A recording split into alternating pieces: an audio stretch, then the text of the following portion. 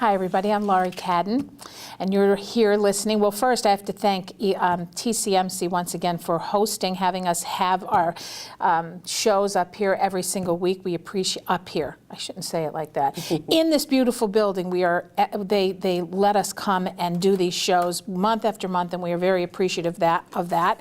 And today we're here because it's our 7th Lackawanna County Medical Society Public Health Education Series, number 7. It's a good one. Please know that it's funded in part by Commonwealth Health. And joining me today to talk a little bit about home health care, which is a growing situation, especially in our region and all over the place, but specifically here, I think it's good to note simply because we have so many elderly in our community, right. Patti. But Patti Stanco is here. She's the administrator of home health services at Commonwealth Health, or I guess you're located at the Moses Taylor Hospital, correct? Right. So Patti, lots of stuff is out there, lots of changes in home health and what it is and how people can get involved in having it as part of their daily routine or bi-weekly or however often it happens. How does it get paid for? All these things we're going to talk about, and you have quite the experience and the knowledge having done what you do there. But it's important because it's another way for people, as we were saying before we started, that hospital environment which I don't know about you, but I think it's people just, they want to get the heck out of there anytime they're in there. So to have them convalesce or get help at home is a lot better option for most people. So can you tell us, first of all, who is the likely person, the likely candidate to take advantage of a home health situation?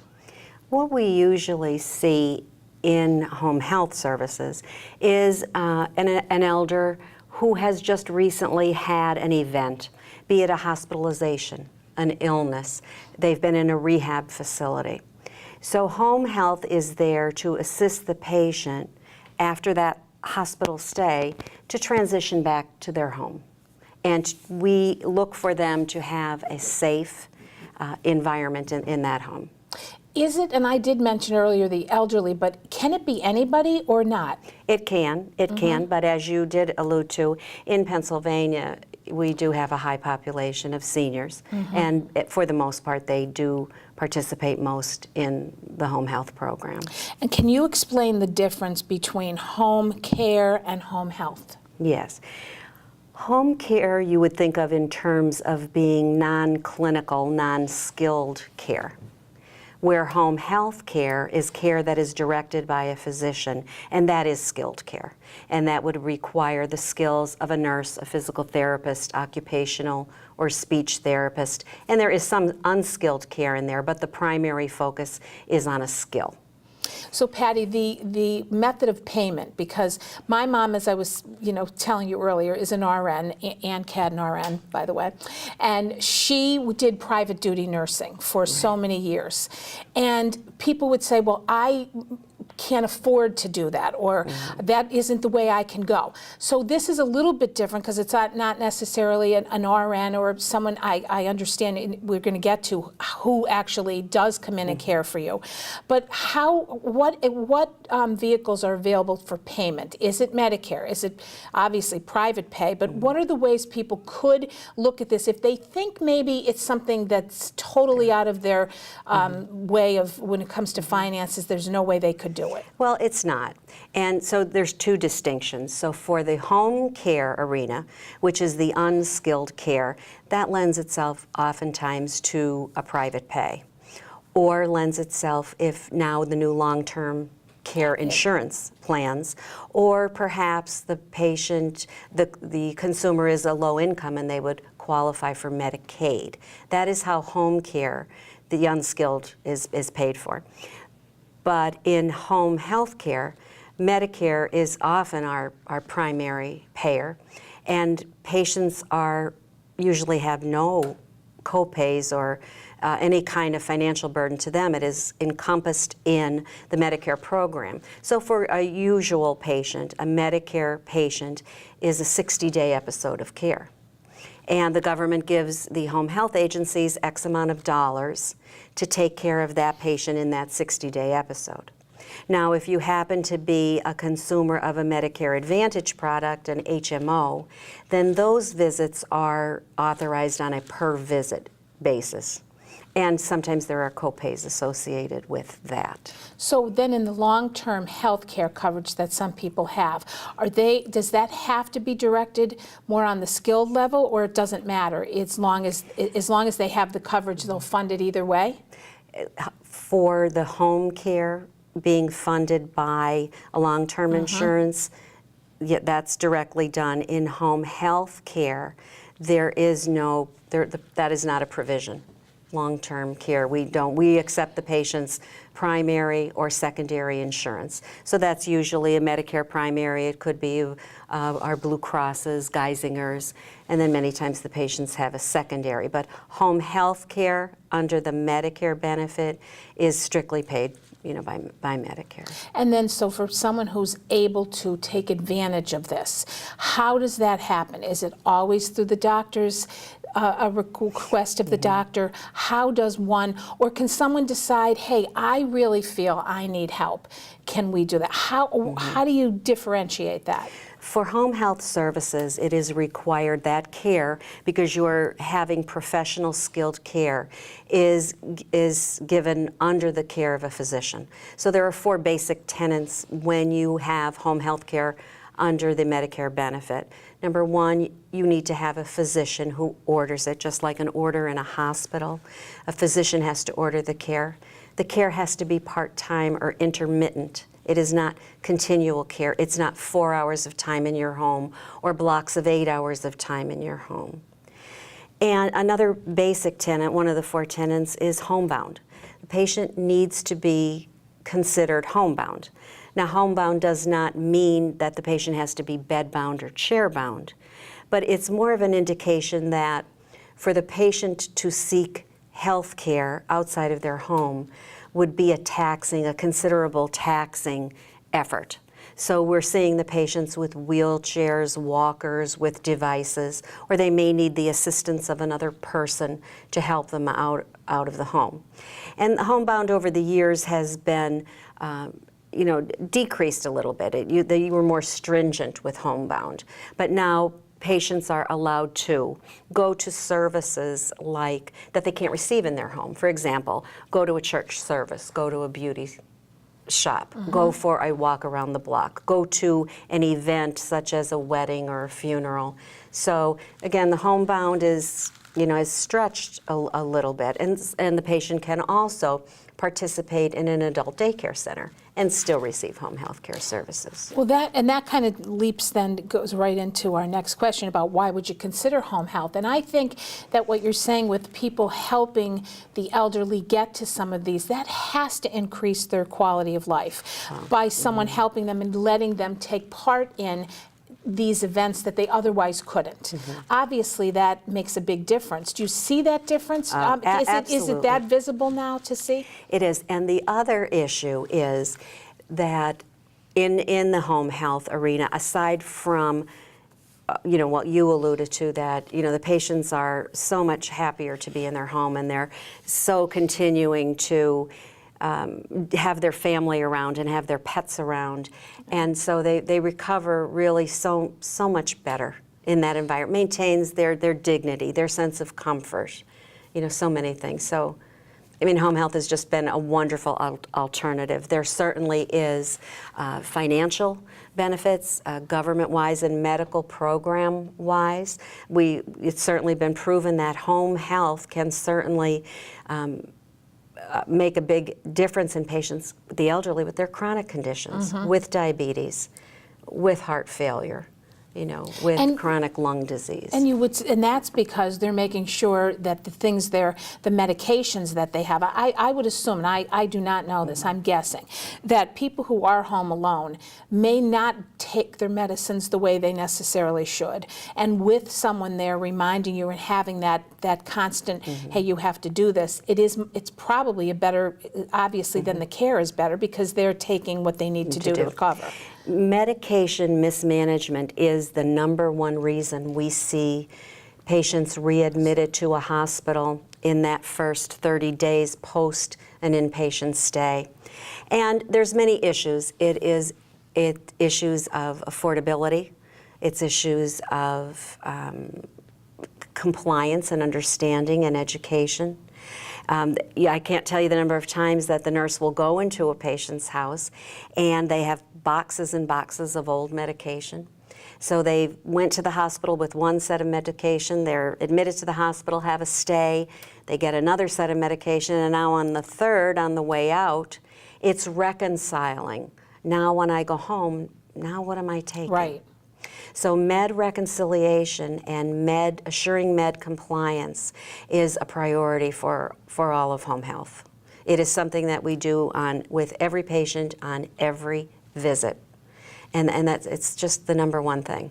Then, so after someone recovers or they feel better, is the home health necessarily suspended then for a while, or does it have to not be? How does that work?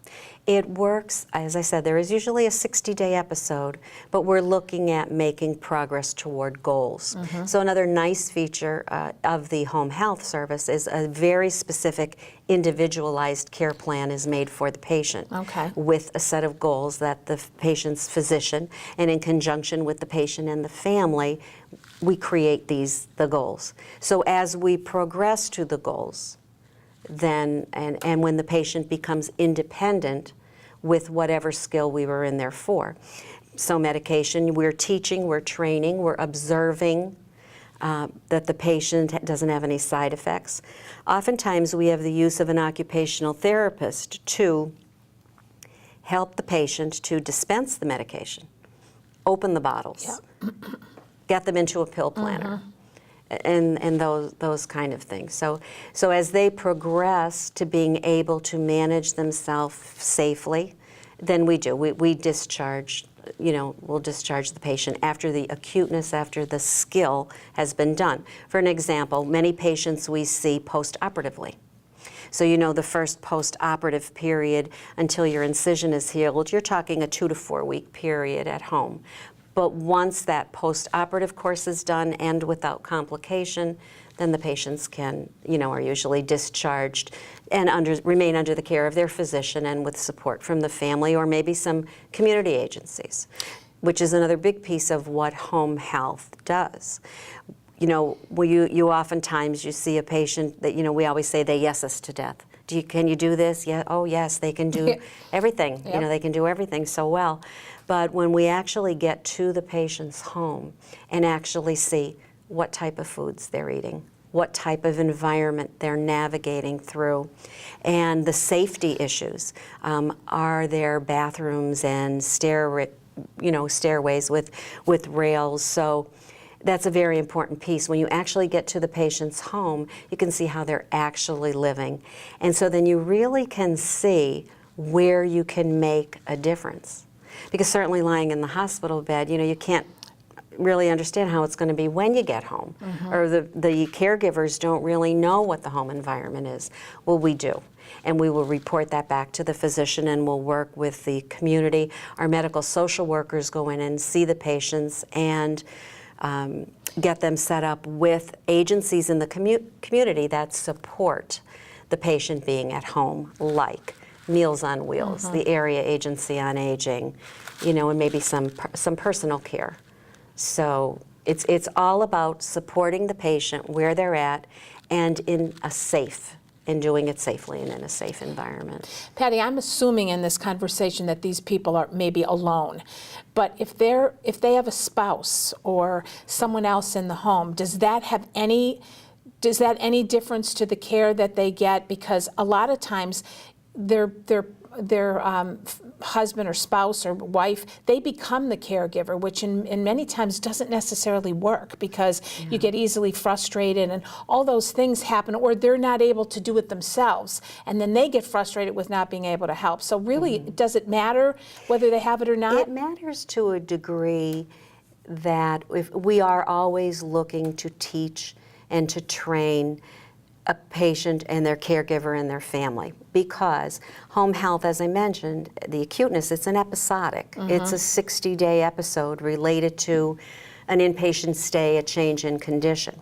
So we are looking for families and friends to, to teach and train to keep the patient in the home. And believe me, we teach wound care, ostomy care, indwelling Foley catheter care, because those types of things where they become a chronic state, it's not something that home health can go in and do, for 2 years. It just doesn't work that way. So we are always looking to identify a caregiver, and sometimes the caregivers are on the private pay side, on the home care side. Right. And a point that I did want to bring up to you, you did mention about a caregiver, but many people are alone, and social isolation is really a tough thing for them. So home care, has the reminders for your medication. Sometimes is just companionship services, meal planning. See, those type of things don't lend themselves to a skill.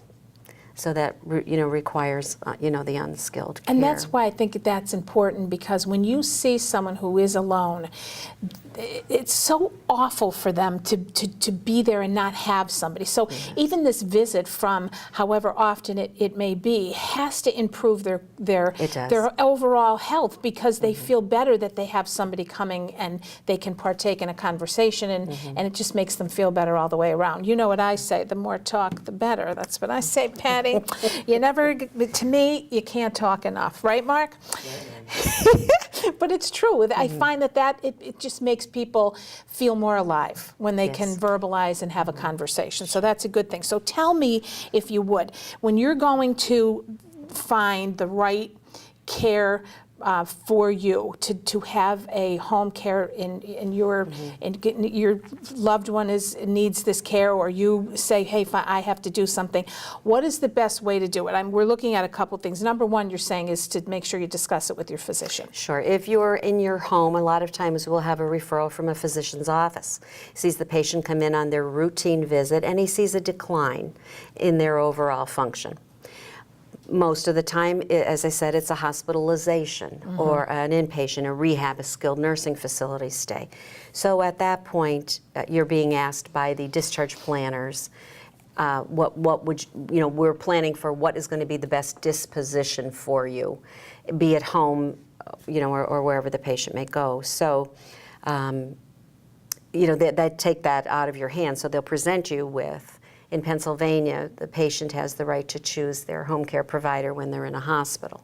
So the discharge planners will say, this is a list of providers that we have. And what the patient should be looking for is asking questions such as, what type of care do they provide? What type of services? How are they rated? And that leads me to Medicare has made it a bit easier for the consumer. There is on the Medicare.gov website, Home Health Compare. Just as hospitals and nursing homes are compared, home health services are compared.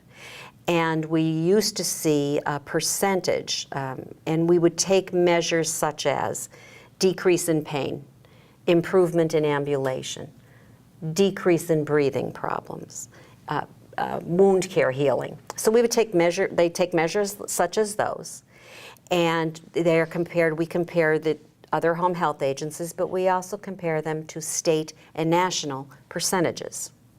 But what Medicare has done now, they found that even that could be a little difficult to navigate through and look at percentages, so they've come up with a star rating on the government site. So it's a star rating. How many stars? What's the most?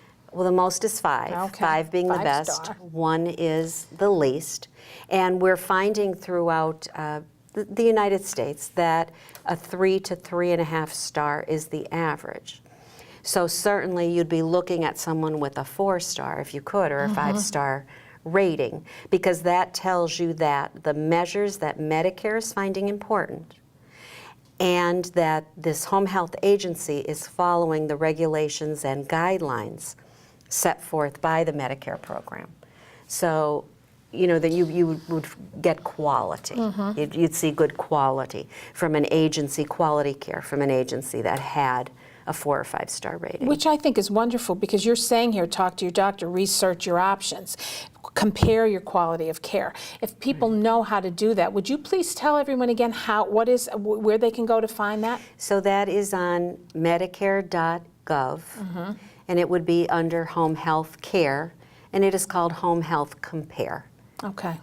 That's really good to do that, because I think so many people, knowing that they can look at that and have something to go by, it's no different than a hotel or a restaurant or anything else. I mean, this is something far more important, but the point is, at least there's a rating system. And you're going to have variations, but at least there's somewhere to look when someone is helping you go and navigate through this whole process. And what helps a lot, you know, with that is just what you're saying. What we find with the elders, many times their children are trying to manage their care and their living situation from out of town.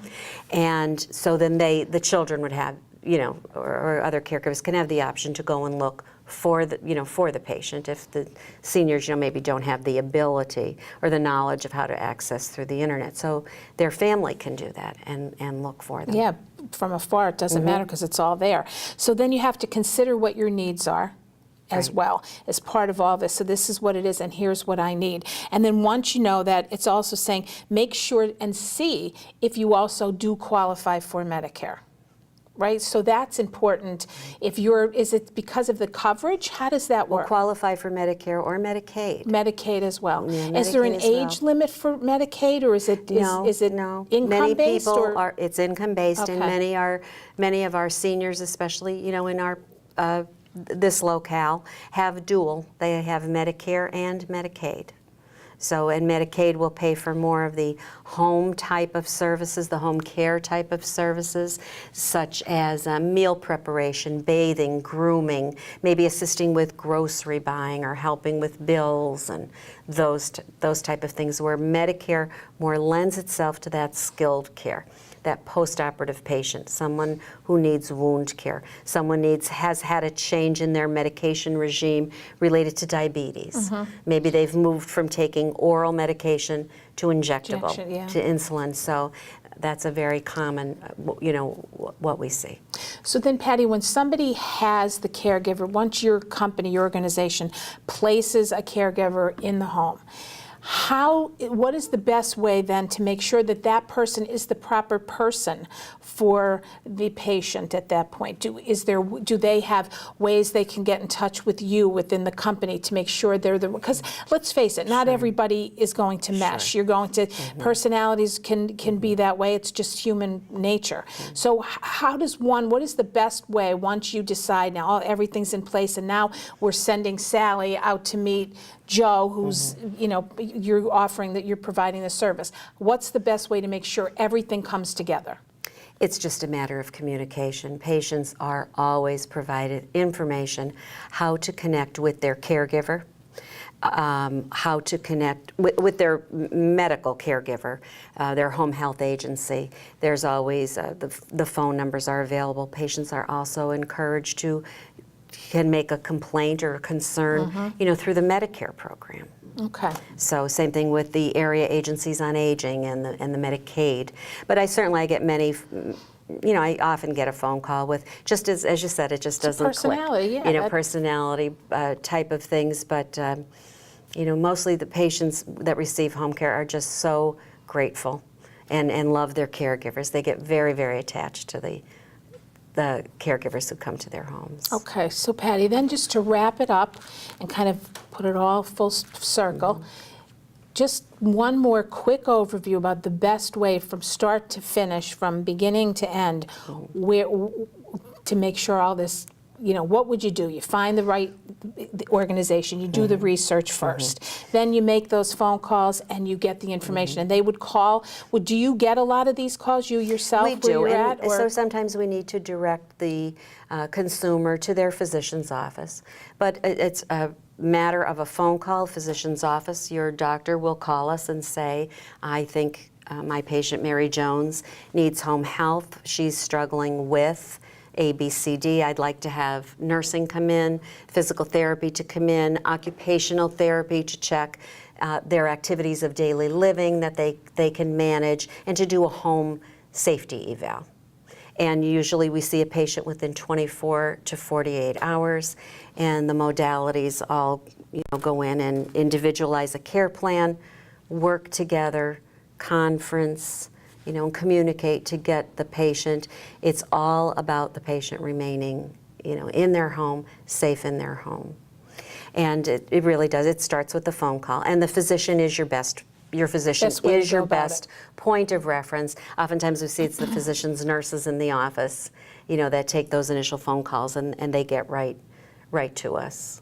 Okay, and so just like in most cases, your physician is your friend with that, because they're the ones who are going to pull that and make it all happen, and then it's nicely packaged, and it seems like it works out nicely. I just think that, we've said it before, I've said it, but just the fact that this is available to people now in such a different way. It is. And it's just, it's wonderful for them. To be able to stay in their own environment is just a better way to heal. It's a cost-efficient alternative, and it's certainly a comfortable alternative for the patient.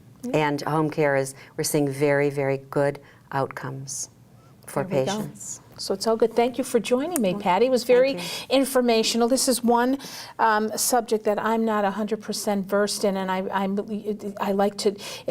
These shows make, not only do we, obviously they're education series, so it educates, but I like it because now I know a little bit more about it. It's wonderful, and thank you for joining us and giving your time. And Patti, I was asking her when we came in. I said, Patti, are you related to Mike? And she said, Mike's my husband. So you can tell her pretty hair by her husband. Does he cut it? He better, right? It's a good feature. It's always good to feature. marry a man who can do your hair, There you go. Well, Patti, thank you very much. And again, Patti Stanco is the Administrator of Home Health Services at the Commonwealth Health Services, or you're located at Moses Taylor Hospital. So next time, which is our 8th series, our eighth show in the series, we have Lisa Rigau, who is a nutritionist, health educator, and Dr. Laurie Williams, who practices internal medicine, and we're going to discuss how you will put your best body forward for a healthy new year. So we're going to talk a little bit about that on number 8, which will be next month. So again, Patti, thank you, and Merry Christmas to you. Same to you. And Merry Christmas to all of you watching. Thanks for listening. We appreciate you doing this month after month. Mark, thank you. Lisa, thank you.